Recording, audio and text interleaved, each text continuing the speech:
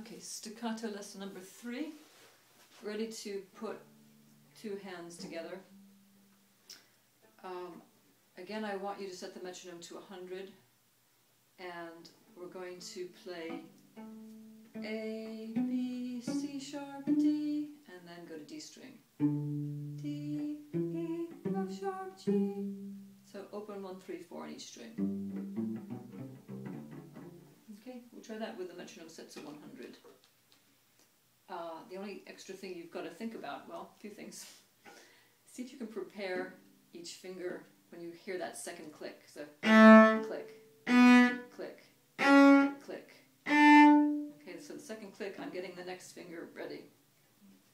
Okay, by letting my left thumb be loose too, so I can get really in tune. Okay, and then another thing, dropping to the next string. Okay, this arm level drops, and the elbow rises here. Okay, so C string, A string. Here we go.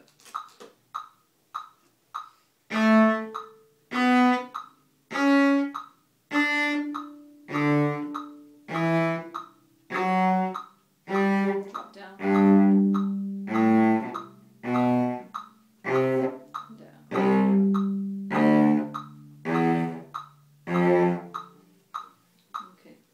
Use a little less bow on my C string, just because that string is so thick. We don't really need as much bow to make the same kind of sound. Alright, and once you've mastered that, you could go to, if you are ready for Duport number 5, not Duport, sorry, Dapsauer, number 5 in the 113 Etudes, 113 Studies, Volume 1, Book 1. Take the first 2 measures of that, which go... Okay, we'll just practice those notes. So I want you to memorize those notes as quickly as you can, because then you're going to try them like this. Still metronome set to 100, listening for that second click, and thinking about all the different bow changes.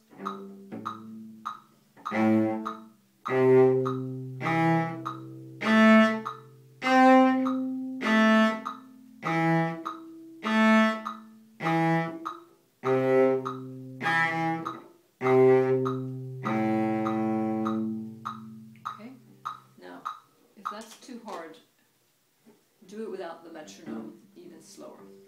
And now, think about put a really, really long rest every time you're going to change a string. Change a string. Back